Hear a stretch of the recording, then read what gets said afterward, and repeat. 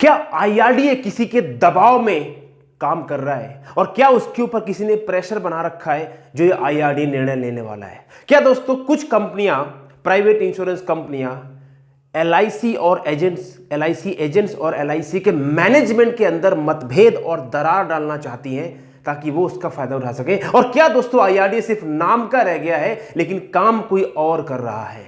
दोस्तों ये तीनों सवाल बहुत इंपॉर्टेंट सवाल है और इन तीनों सवालों के जवाब मैं आपको इस वीडियो में देने वाला हूं और इस वीडियो को देखने के बाद आपके तीनों सवालों के जवाब बिल्कुल क्लियर हो जाएंगे। क्योंकि अगर आप एक फाइनेंशियल एडवाइजर है, इंश्योरेंस एडवाइजर है, एलआईसी से जुड़े हैं या किसी प्राइवेट कंपनी से जुड़े हैं या इसमें जुड़ने की सोच रहे हैं तो दोस्तों ये बातें पता होना चाहिए, अपडेट रहना बहुत जरूरी है। क्योंकि इंश्योरेंस इंडस्ट्री के इतिहास में इतना बड़ा चेंज अभी तक नहीं हुआ जो अब होने जा रहा है। बहुत उथल पुथल चल रही है, आपको पता होना चाहिए कि क्या होने वाला है।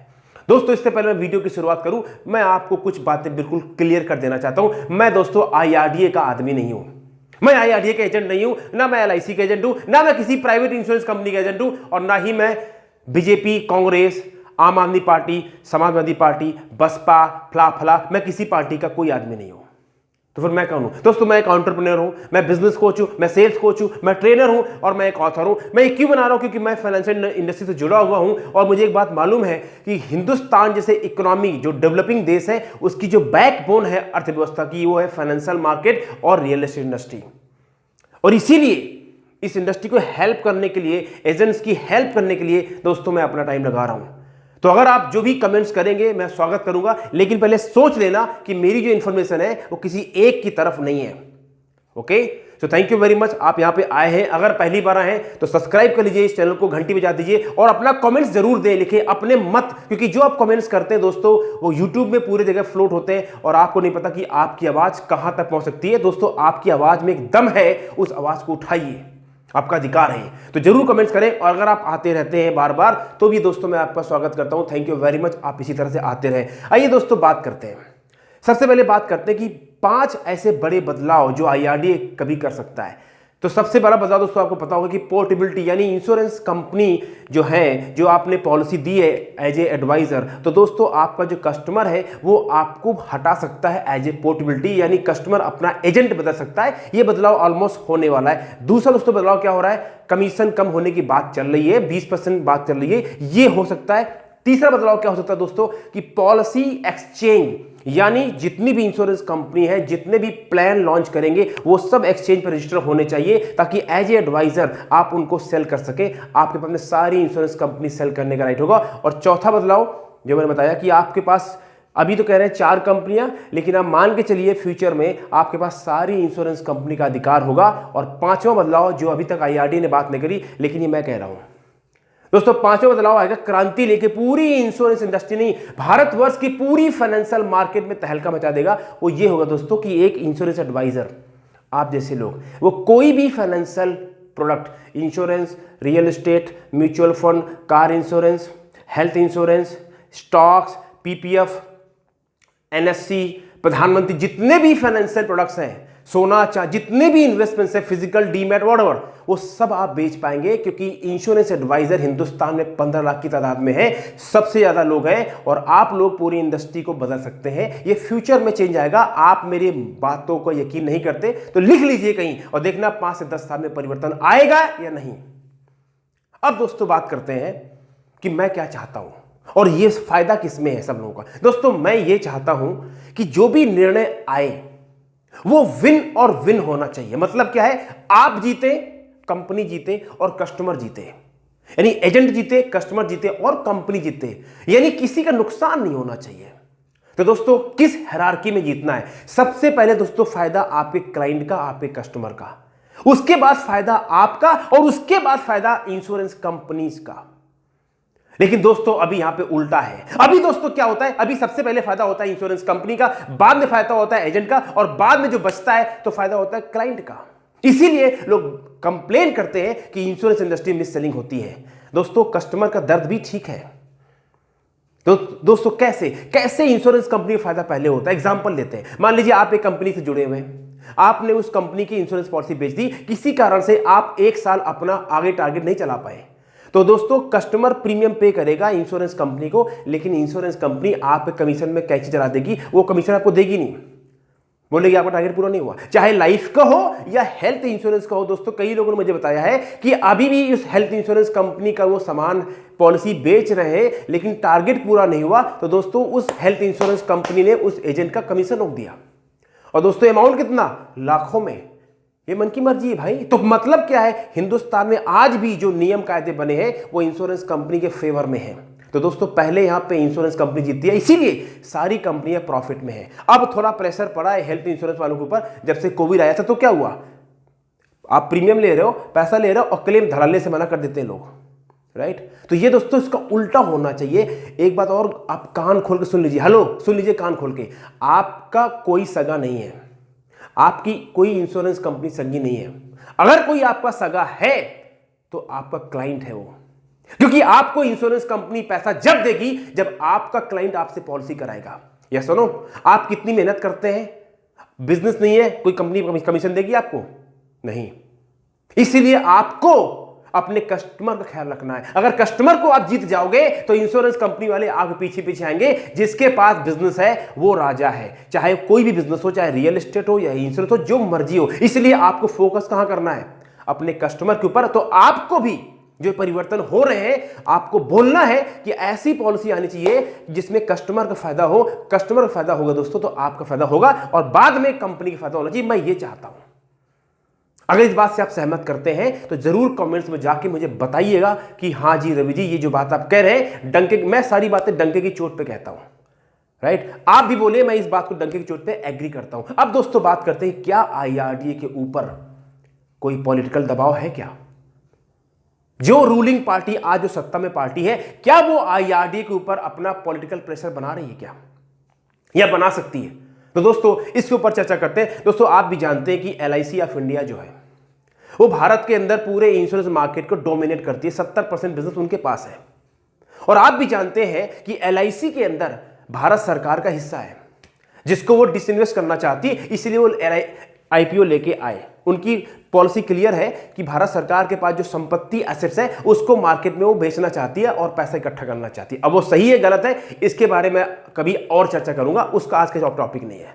तो दोस्तों जब भारत सरकार जो रूलिंग पार्टी है उसमें उसका हिस्सा भी है, तो दोस्तों उसमें कोई शक नहीं है कि हो सकता है भारत सरकार जो पॉलिटिकल रूलिंग पार्टी है उसमें कुछ इंटरफियर कर सकती है आईआरडीए के डिसीजन में, और हो सकता है कि वो कुछ अपनी मांग रख सकते हैं, इसमें कोई डाउट नहीं। लेकिन दोस्तों ये इंटरनल हाई लेवल की जो डिस्कशन है, जो भारत सरकार, फाइनेंस मिनिस्ट्री या आईआरडी के जो सीनियर अधिकारी बातें बस होती है, दोस्तों ये जब तक बातें नहीं पता चलेंगी जब तक कोई उन्हीं का बंदा आके मीडिया में बयान देगा नहीं। और अभी तक दोस्तों भारत सरकार ने इसके बारे में कोई बात नहीं करी, बिल्कुल चुप्पी साधे हैं सब लोग। तो इसलिए दोस्तों अपने मन में कहानी बना लेना क्या होगा, पर अब ये मान लीजिए कि भारत सरकार को उसमें हिस्सा है, तो मेरा ऐसा मानना है कि हो सकता है कुछ डिसीजन उनके द्वारा इन्फ्लुएंस हो सकते हैं, उसमें कोई डाउट नहीं। लेकिन मैं फिर यही बोलूंगा, आईआरडीए से मेरी दरख्वास्त है कि डिसीजन लेने से पहले पहला फायदा कस्टमर का, दूसरा फायदा हमारे एजेंट भाइयों को, और तीसरा फायदा जब बचे कुछ तो इंश्योरेंस कंपनी का जो अभी साइकिल है उसको उल्टा कर देनी है। इसके ऊपर मैं आवाज उठाना चाहता हूं। अब दोस्तों बात करते हैं कि क्या कुछ प्राइवेट इंश्योरेंस कंपनियां एलआईसी के एजेंट्स और एलआईसी के मैनेजमेंट में दरार डालना चाहती हैं। क्या वजह है, कितनी सच्चाई इस बात के ऊपर है? दोस्तों आइए बात करते हैं। 70% मार्केट एलआईसी के पास है, 30% मार्केट प्राइवेट इंश्योरेंस कंपनी के पास में है। कहते हैं आधे में मैं अकेले और बाकी आधे में आध घर, आधे में अकेले बाकी जो बचा वो आपका। आज दोस्तों ये रियलिटी है और हर इंश्योरेंस कंपनी को पता है भारत के अंदर इंश्योरेंस का फ्यूचर बहुत ब्राइट है। अभी तो 99% लोग यहाँ पे अंडर इंश्योर्ड है, इंश्योर्ड ही नहीं है, सबको फ्यूचर। इसीलिए बहुत सारी विदेशी कंपनी यहाँ पे आ रही है और भारत सरकार ने एफडीआई खोल दिया है। 74% ले जाओ भैया, आओ बिजनेस करो, पैसा लगाओ, कोई चक्कर नहीं है। भारत सरकार इसमें बहुत अच्छा काम किया है, आई रियली अप्रिशिएट दैट। अब बात करते हैं कि क्या इंश्योरेंस कंपनियां, प्राइवेट इंश्योरेंस कंपनियां की नज़र एलआईसी के एजेंट्स के ऊपर आ गई है? क्या वो चाहते हैं कि कोई ऐसी दरार पैदा कर दी जाए एजेंट्स के और मैनेजमेंट के बीच में, ताकि एलआईसी का एजेंट जो है वो एलआईसी को छोड़ के हमारे पास आना शुरू हो जाए और हम उसको कुछ लालच देके, कुछ पैसा देके अपने पास बुला लेंगे और जब हमारा काम हो जाएगा तो फिर हम क्या करेंगे, टाटा बाय बाय। और दोस्तों आपको जान के हैरानी होगी, ये ऑलरेडी होना शुरू हो चुका है। मैं कई सारे ऐसे एलआईसी एडवाइजर भाइयों को जानता हूं जो कि प्राइवेट इंश्योरेंस कंपनी का हाथ पकड़ लिया है, देखिए, और उनके साथ में जुड़ के बिजनेस कर रहे हैं। आप इंश्योरेंस किसी का सेल करें, एलआईसी का, प्राइवेट इंश्योरेंस कंपनी का, प्लान उनके भी अच्छे हैं, उनका भी काम ठीक है, लेकिन मेरा जो कहने का तात्पर्य वो ये है कि इस अपॉर्चुनिटी को क्या कुछ लोग इनकैश कर रहे हैं क्या? दोस्तों उसका जवाब बिल्कुल आपको पता हो गया होगा। कुछ लोग ऑलरेडी इस रास्ते पे चल चुके हैं, क्योंकि उनको पता है, ये सारी इंश्योरेंस कंपनियों को मालूम है कि जिसके साथ एलआईसी के एजेंट जुड़ जाएंगे, 12 लाख एजेंट जो गांव गांव तक फैले हुए हैं, वो इंश्योरेंस कंपनी 2 से 5 साल में पूरे भारत की इंडस्ट्री, इंश्योरेंस इंडस्ट्री का बेताज बादशाह बन जाएगी। क्योंकि सबसे बड़ी पावर क्या होती है? Distribution channel, distribution network. जितना इंश्योरेंस ये बैंक वाले बेचते हैं, ये जो कॉर्पोरेट एजेंट बेचते हैं, जो बड़े बड़े ब्रोकर बेचते हैं, वो केवल 25% है। 75% दोस्तों बिजनेस आज भी इंश्योरेंस में वो रिटेल से आता है, जो आप लोग करते हैं। तो आप लोगों की ताकत बहुत ज्यादा है, इसके ऊपर बहुत लोगों की नजर है। ताकि इसीलिए आपको ध्यान रखना है कि आपको उत्साहित या गुस्से में कोई डिसीजन नहीं लेना, आपको सोच समझ के अपने पहले कस्टमर, क्योंकि आपका घर चलाएगा आपका कस्टमर। कोई इंश्योरेंस कंपनी आपको जब तक पैसा नहीं देगी, जब तक आप उसको बिजनेस ला के नहीं दोगे, ये बात ध्यान रखना आप। बहुत कड़वी बात है, लेकिन 100% 100 खरा सोना बोल रहा हूं।